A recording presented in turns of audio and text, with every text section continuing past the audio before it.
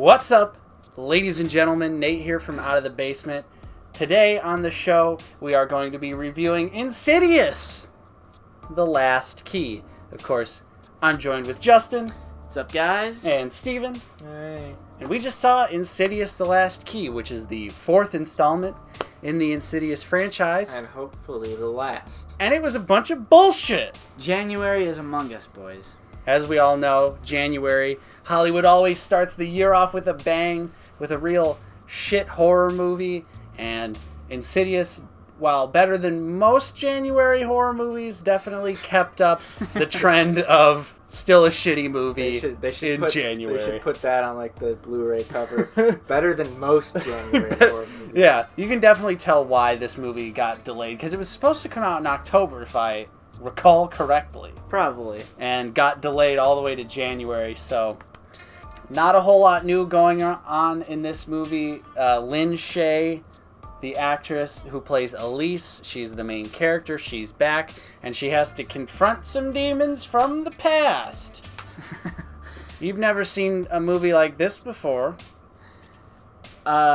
Speaking of Lynn Shay, let's get into our likes. Because she was the only, borderline like that we have about this film. She is charismatic in a certain way, and I always think she brings like a good mood to these Insidious movies and all the other movies that she's in. She seems like she gives a shit.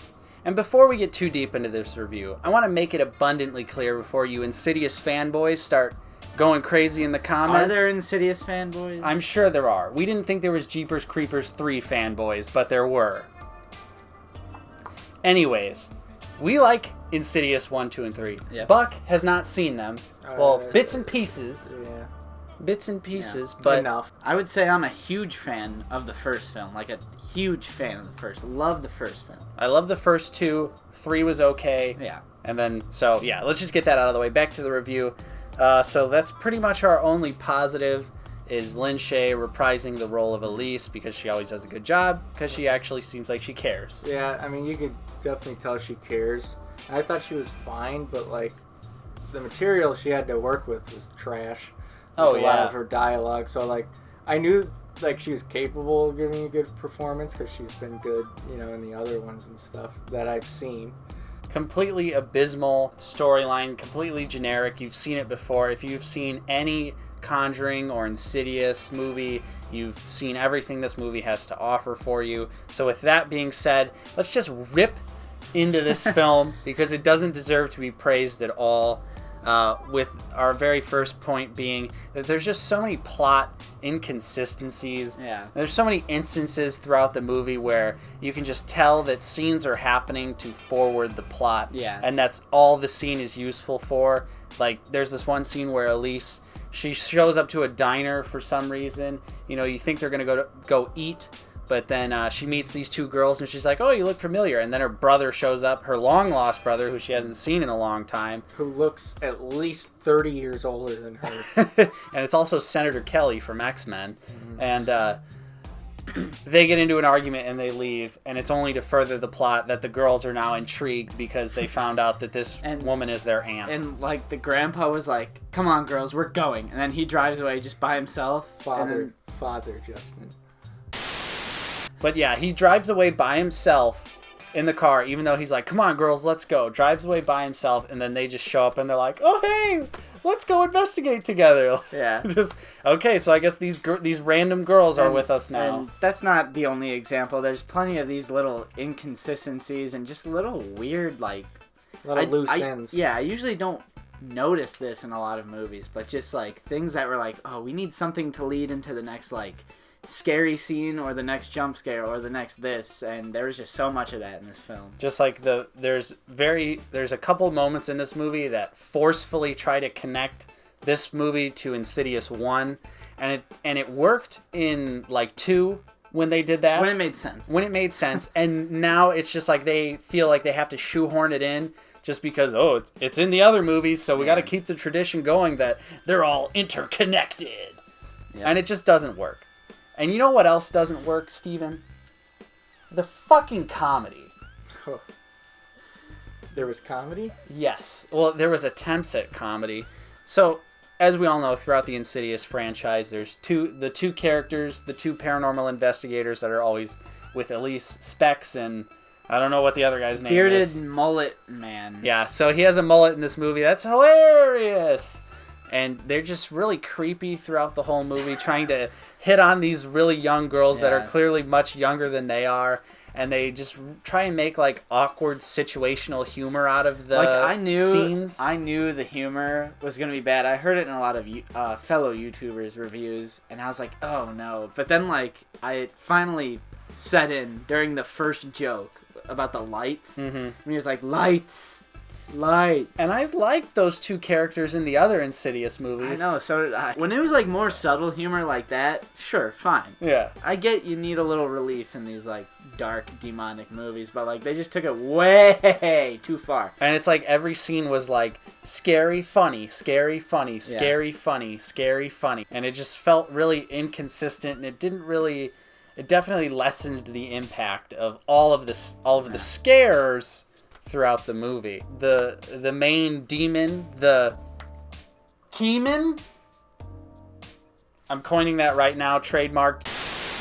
The Keeman, stupid. Just like again, another part of the Insidious conjuring formula. They're like, we gotta have a super spooky demon, and this one, the gimmick was his hand was a key and he can make you stop screaming. Yeah, like each one has a gimmick now. Like in Insidious 3, it was like the respirator, like asthmatic demon, and now it's like the key demon. Yeah, so he puts his finger in your throat and makes it so you can't scream anymore. He gives you a trach. Yeah. With a skeleton key, because skeleton keys are a lot scarier than the modern keys. Could you imagine if his hand was just a bunch of modern house keys? How anticlimactic. So yeah, the Keeman was a complete waste. And of course, spoilers, of course they defeat the demon by plotconvenience.com. Yeah, by breaking a lantern. Yeah. This is probably one of the cheesiest climaxes of any of the like Insidious or Conjuring films. The mom just shows up at the end, which brings up a good point. Like, do all people that die in the real world, they just live in like this completely dark world and they only come back like when it's convenient and necessary for the story? Especially when the mom, it's established in the movie that she's killed by the Keeman. Yeah. So like, why wouldn't you, like, why is, you see everyone else that gets captured or was presumably killed by the Keeman are all locked in cells except for her.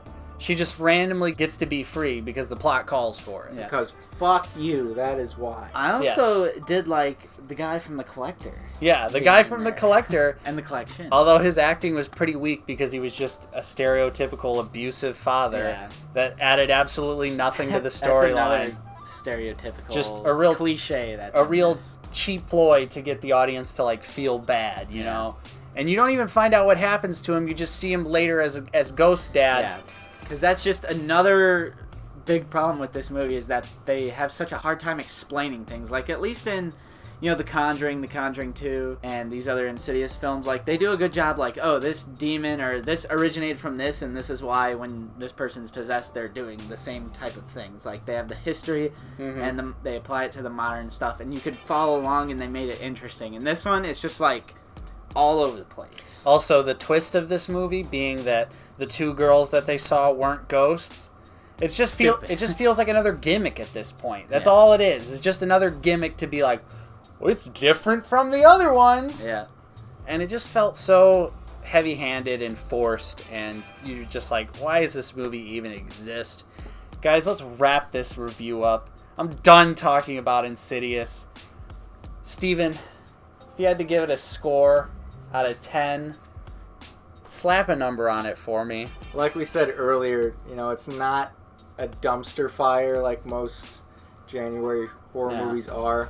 But with that said, it's 100% abysmal and forgettable and meaningless, and could have never come out and nothing would have ever made a difference. I would give it a 4 or a 5 just based on the fact that it's not like Bye Bye Man levels.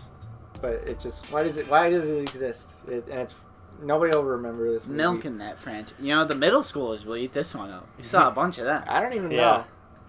I don't know. Justin, what about you? Final score?